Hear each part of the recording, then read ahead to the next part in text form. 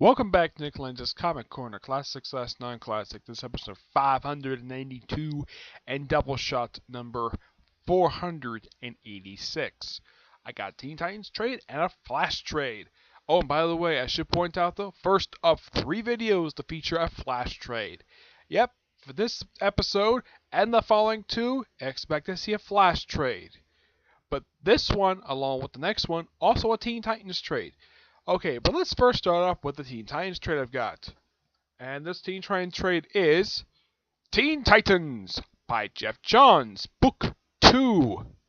Kind of the same reason why a few other books why I start with different books than Book 1. That's what I ever had. This book collects Beast Boy 1 through 4, Teen Titans Volume 3, Issues 13 and 19, and the Teen Titans / Legion of Superheroes Special. The Beast Boy miniseries is, well, it's a solo thing that Beast Boy did. The series written by Geoff Johns, obviously. Everything is written by Geoff Johns. Yeah, Beast Boy is framed for a series of crimes they commit, and it turns out it's perpetrated by a woman named Gemini, who was the daughter of old Doom Patrol villain Madame Rouge, the woman who Beast Boy killed back in the 1980s. I'm not kidding about that. And get this character actually came back during an arc for Birds of Prey. Yeah. That was a fun little mini-series. The Teen Titans issues mostly dealt with Superboy and what loosely was going on the pages of Robin. Yeah, Geoff Johns actually bothered to mention what was happening in the pages of Robin, where Tim Drake... Now, they even had Stephanie Brown pop up for an issue of this series, where she just, well, pops up, Superboy thinking that's not the actual Robin, because Tim Drake is Robin. And then he runs Tim Drake, and Tim Drake tells him that he had to retire as Robin because his dad found out that he was Robin. And by the way, in case you're wondering, how long was retirement? 4 months. Yeah, just a few months. And then thanks to the event of War Games, Tim Drake put back in the costume again and remained Robin for the next, at least... Off the top of my head, I think it was 4 years. Yeah, he made Robin for 4 years, and since 2009, for a better part of 9 years, he's been Red Robin. Superboy, who, by the way, can go out whatever he feels like it. Also, he does wear as for this particular costume he wears, yeah, he only wears it just for one issue of Teen Titans and the Legion Superhero Special. Now, the whole point of this particular two-parter is that it helps set up the 3-boot Legion, which did lead to a couple series featuring that particular version's Legion Superheroes. It actually led to 1 volume of Legion Superheroes featuring this group, and it was done by Jim Shooter. I mean, why not? He started his career with this particular group, and yeah. Now, the only reason why I think Geoff Johns did this was because of the fact that, well, he's a fanboy. He probably remembered the fact that, oh yeah, Superboy was a member of the Legion of Superheroes. Yep, he was a member of the Legion of Superheroes. So yeah, that's basically what the reason why he did it. And this version was only around for roughly 6 years. Yeah. And these were the members of the group when they first, showed up. Yeah, it was Cosmic Boy, Saturn Girl, Lightning Lad. And these were the members. Typical Girl, Phantom Girl, Micro Lad, aka Colossal Boy, Star Boy, Brainiac 5, Atom Girl, Ultra Boy, Lightning Lass, Karate Kid, Princess Pajera, and Shadow Lass, and Invisible Kid. These guys joined prior to the Teen Titans Legion Super Special. Now, joining with the group, they also had Chameleon, Sunboy, Element Lad, Dream Girl, Timberwolf.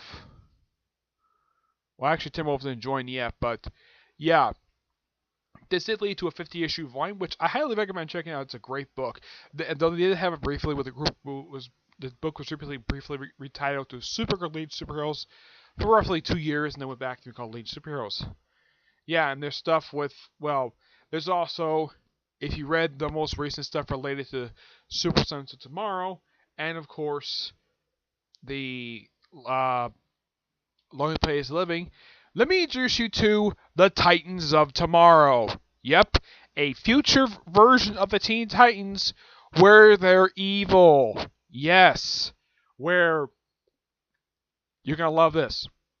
Kid Flash, who's Bart Allen, who, by the way, in this time has a relationship with the Ravenger, aka Rose Wilson, Beast Boy, Wonder Girl, I think it's supposed to be Wonder Woman, Superboy, aka Connell, he's Connor, he's Superman, Tim Drake is Batman. By the way, this version of Batman actually returned very recently, along with Cassie and Bart and Connor. Yeah, these three did return. Raven was called Dark Raven, the storyline. Now, here's kind of the reason why. Apparently, the Titans traveled to the future, they've done this before, and because what happened here, they briefly disbanded, and that's what kind of led to this. Though they vowed never to disband once they got the president, and they never did.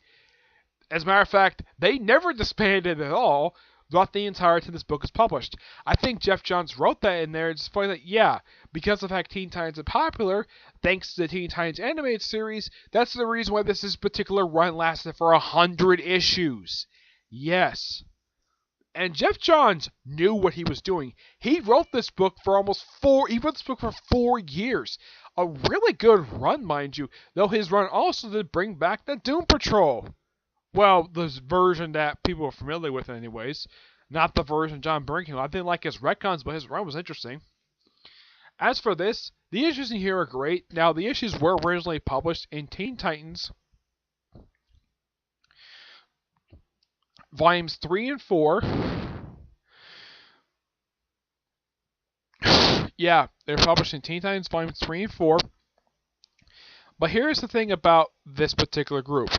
The Beast Boy and the Girls, that's basically the Beast miniseries in Teen Titans Volume 3, Issue 13-15. Features now had the Teen Titans Leadership Special, plus 16-23. It doesn't have the final 4 issues of Volume 4, but mostly this is basically Volumes 3 and 4 put together in one book. Not a bad idea, but as far as I can tell, they probably have a few more books left to go before they fully collect Geoff Johns' run. Yeah, it was a long run. They also have people like J.T. Krull. They had several writers for this particular run. Let's see if I can find them here. Let's see. No, that's not it. I think that's it. No, that's not it. Here we go. No, not that one. Here we go. That's better. Okay. Aside from Geoff Johns, J.T. Krull, who basically wrote this particular volume right up until the relaunch. I'm trying to think. There was also Adam Beechan wrote the book briefly. It was several different writers. Heck, even Gail Simone wrote a couple issues of this particular run with Rob Liefeld as the artist. Yeah, and get this, those 2 issues were never collected in trade. I'm hoping DC doesn't skip over them because Geoff Johns didn't write it when it comes to book 3. I will eventually get my hands on book 1, but as for this is great. 9.5 out of 10, pure amazement. That's one thing I love about Geoff Johns. The guy's a fanboy. The guy is a huge comic fan. Yeah. And here is another book featuring something by Geoff Johns. The Flash. Book 4. And yes, this does feature most of the Flash family, except for Barry Allen. Yeah, this is the Wally West Flash. This contains issues 201 to 213. The artwork is done by various different artists, one of whom happens to be the current artist, one of the most recent artists of the Flash. Howard Porter is the artist of this particular book. Yeah, Howard Porter, the guy who did a storyline I'm going to do in a couple episodes from now, along with Alberto Dos and Steve Cummings. Now, simply put, starts off like right after the events of what happened in 200 when Hal Jordan pretty much wiped everybody's memory of Wally West being the Flash. And of course, Flash is appearing.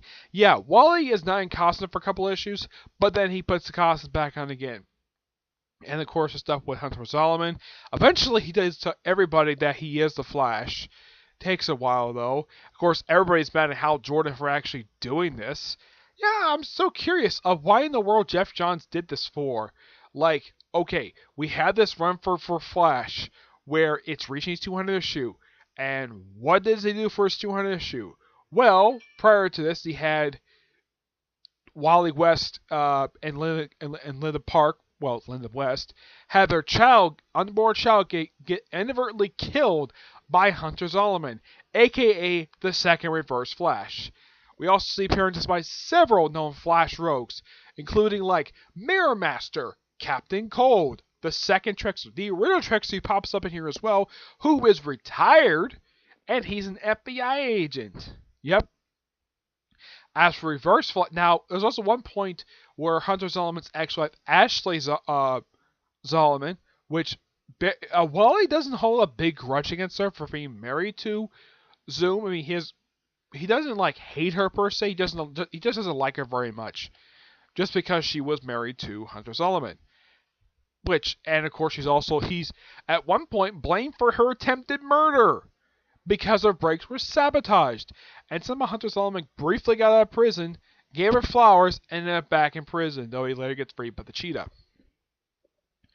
I gotta hand it to Johns when it comes to writing most of the stuff, with the exception of his identity thing. Also, Gorilla Grodd pops up in here briefly. Yeah, Grodd. We also have Nightwing pop up in here as well. He also pops up in another book I'm talking about for Flash in the next episode. Of course, Bart shows up here as Kid Flash. I got a hand to this particular book, with the exception of what Geoff Johns did with the identity and what he did with Wally West Kiss, though he did kind of undo it at the end of his run, because I think he regretted doing that. Yeah, this is just my opinion. Now, as far as I can tell, Geoff Johns left the book roughly 12 issues after what's put in this trade spot. One more trade left to go for his run for Flash. But I think that he regretted what he did prior to 200, taking away Wally West and Linda Park's unborn child by having inadvertently get killed by the Reverse Flash. But he kind of fixed that by the end of his run, because I think he regretted it. But he fixed it, and they had kids. Yep. Excuse me. Yeah, the whole thing of Wally West's identity publicly known, yeah, that has pretty much... Here's kind of the thing about Wally West being the Flash. That has pretty much been the established fact for him since, off the top of my head, since the relaunch in 1987. Yeah, but roughly at this point, almost 20 years, his identity has been publicly known in DC Comics, one of the handful of superheroes who actually has, because his uncle was the Flash. The Barry's identity was never outed at all. I mean, yeah, I think they mentioned him because Barry does, get referenced frequently, though he does get brought back in Final Crisis. If you wonder when these issues came out, now, those issues in that trade came out, I think it was in 2004, I believe it was. Yeah, 2004. Which was I'd say about a couple years prior to Infinite Crisis. This came out from 2003 to 2004. Yeah. All the issues in here are great. It's not that long of a trade. It's only 13 issues. And it's only the fourth book to collect Geoff Johns' amazing run for the book. Now, I know my friend Tivia, he grew up basically reading Wally West as the Flash. I personally didn't get into reading the Flash until about 2012, 2013. Yeah, the first Flash I remember reading was Barry Allen. I have nothing against Wally West. As a matter of fact, I read the entire 247 issue run. Yeah, it lasted that long. And it's an amazing run. It's not really a bad issue the whole run, though the Willie Messer Loeb's run is a little weird, especially since he doesn't use the rogues the entire time. Yep. But we'll get a chance to talk about another famous writer who does get his run collected, and I'll talk about that in the next episode. Okay? I'm going to give this book a 9.5 out of 10. Alright, so that's it for this episode. Stay tuned for the next episode, which is going to be episode 593, Doubleshot 487. Yep. But until I see you all there, bye.